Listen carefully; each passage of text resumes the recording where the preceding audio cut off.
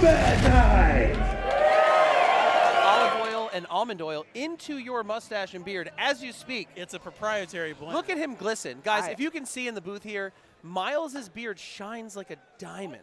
I mean, I drink a lot of water. What can I say? It's important to stay hydrated, guys. It is. There is a cat here with like a 3-foot-long, pretty manicured beard. All right, here we go out fast. Huge Just like we entrance, predicted, that looks for the takedown. Right to the takedown. Starling getting on top, putting Scott right on his back. Scott working his hips. Starling passing over. Can Scott circle the back and try to put hooks? Passed into the half. Looking at Starling's back, he's got farm boy strength. Oh, he's got a key lock. Nope. What's he got? He's looking there? for it. Oh, Huge nice. strikes. Oh. Way to come out the corner. Clever escape by Scott. He can work that guillotine in. He's got a circle to the right. It looks Heavy like on he's that swinging elbow. He's trying, no, okay, he's got the arm in. Starling's pressing on him, putting his body weight in there, restricting Scott's breathing. Up, Starling getting those double legs leg, together and slam putting down him back right down. in. We got to look out for this guillotine. Starling clears the arms, and he's going to work in the ground and pound. Scott looks cool, calm, and collective down here. He's right in front of us at Starling looks like he's trying to ringside. mark Currit and put a chin in the eye Yeah. for head position. That was banned 3 decades ago.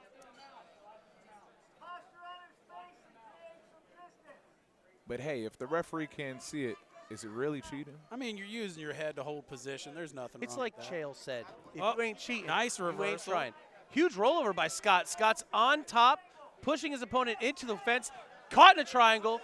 He's Almost bearing down, trying to set looking up at the posture. triangle. The arm is straightened, but I don't- not he doesn't turned. have the legs set up Scott's for it. out. Scott's Big going to shots work. on Starling. Yeah, if Tyione Scott wants to take his back, he's got to step over and get his hooks in. He's got to pop As that he listens hip to his up. corner. He's sagging, but he hasn't affected the weight, and that's what you get. You're falling off. Scott looks incredibly calm for being somebody stapled down to the mat right now. Yeah, crammed up on the cage is not a comfortable place to be on bottom. At all. Restricts your breathing. Great head pressure by Starling. Starling's using Scott's that head face like a is thumbtack target. and pushing Scott to the mat. Scott doing a really good job of starting to build up. He's got his shoulders on the fence. And he's He's starting to breaking wall the walk. hips. Yep. And here's his chance to start getting up. He's got to be aggressive, scooting his hip back so he can use the wall to support him. He's looking for that sweep. He's gotten coming out. the back. He's building up. Can he force his way high? Because if not, he is in Katagatami danger. Oh, head and arm triangle attempt. Starling looking to get in on that Katagatami. Scott clearing his arm. Mount for Starling. Looks like Scott's setting up his sweep here, the little old bump. Starling aware of that, of how getting rolled last time, playing a lower base here, more sprawled out, looking to keep Scott plastered to the mat. Good control to finish the round. Nice round. Scott looked incredibly calm being down there. He, at no point in time did it look like he felt threatened. He looks still fresh. It's great to see a fighter so calm, but being so comfortable in bad positions can kind of kill the nerves that make you get out of those bad positions. Like, I'm comfortable here, I can work my guard up, it'll be fine. No, it won't. You got 3 minutes to work, and you only got 2 rounds left. If you are put on bottom, you need to be attacking the stand-up, attacking the sweep, attacking the submission, not just going, I'm in guard, it's cool. You know, when you saw Starling get rolled, immediately on the attack, immediately in on submissions, and immediately working out of his position. You see that drive to urgency versus the, it's cool, man, I'll get it.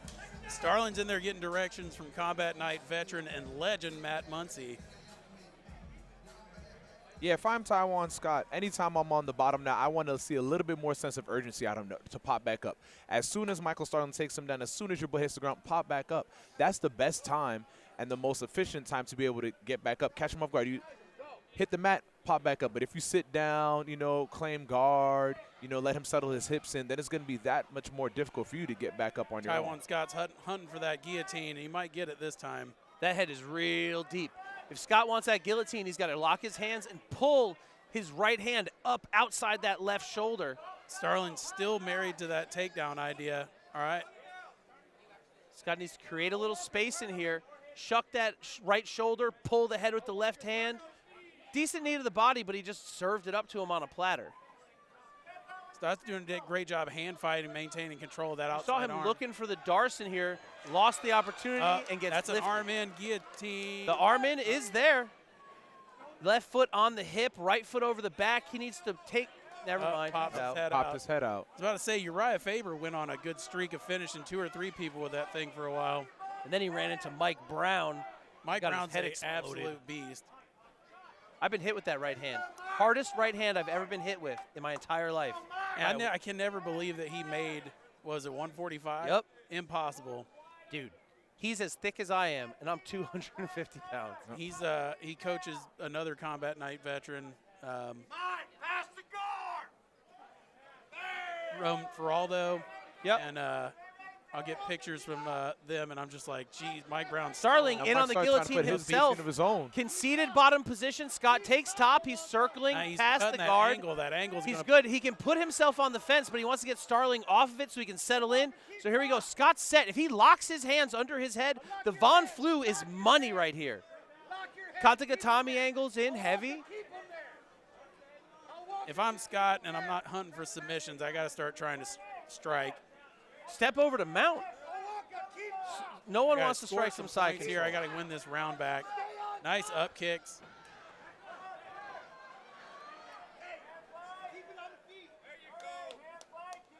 The corner of Tyione Scott is something to keep it on the feet. Thus far, these 2 rounds has been very much of a grappling heavy battle back and forth. Starling hasn't given Scott much of a chance. Starling's keep it on his smothering him, and that is a strong young man.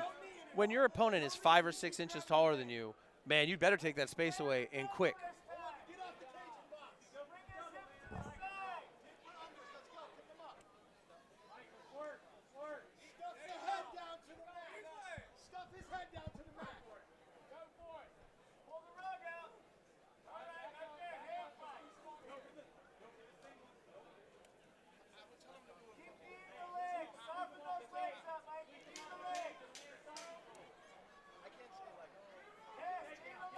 And then the last 10 seconds as Michael Starling continues to pressure up, push up Tyione Scott up here against the cage.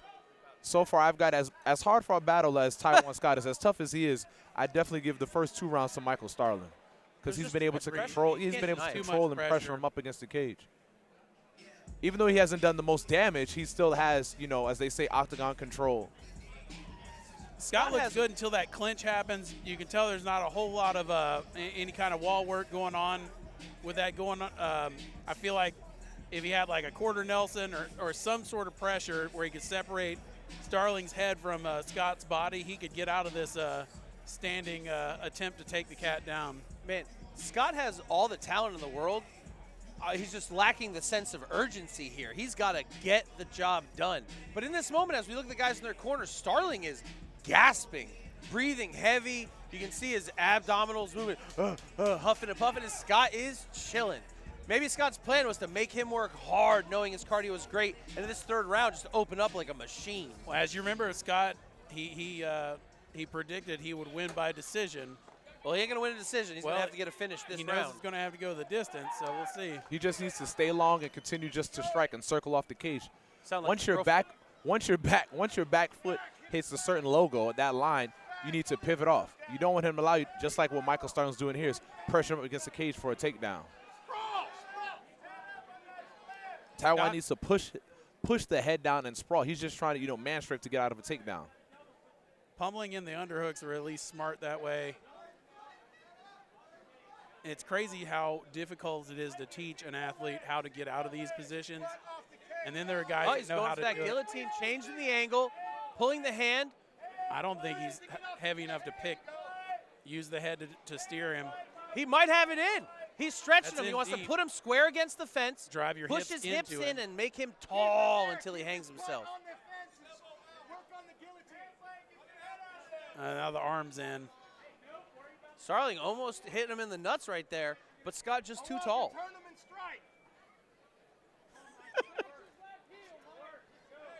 If Scott can shift his weight all the way to his right, he can hammer fist as Starling is insistent to stay here.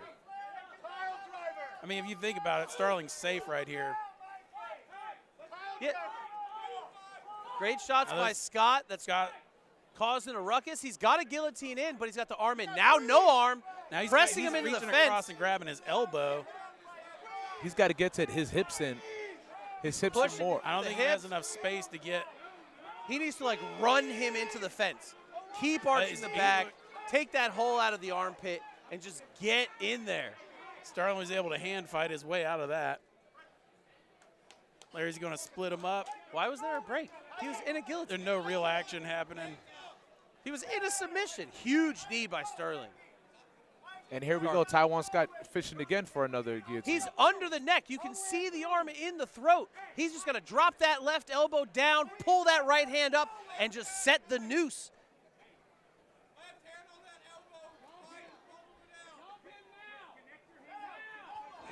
Oh, nice pickup.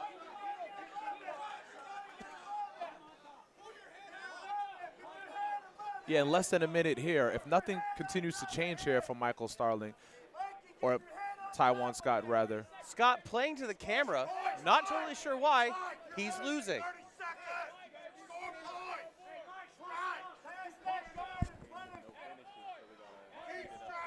Scott reacquiring his guard. Let's see if we can get anything moving in the last 20 seconds here. If he wants to make something happen, he's got his overhook. He needs to fight to the inside on that left, shoot up a triangle, armbar. Hell, go for an omoplata, man. Make something happen. You're down all 3 rounds. Throw that Hail Mary pass, man. Something could happen.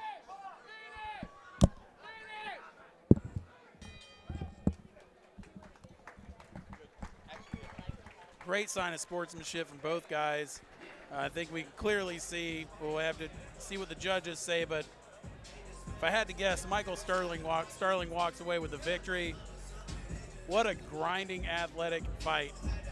How the fight happens. Whether you do it like a Chuck Liddell by avoiding. All right, ladies and gentlemen, or whether you do it like the judges have reached a decision. Get your take. Your winner out of the red corner, Michael Starling.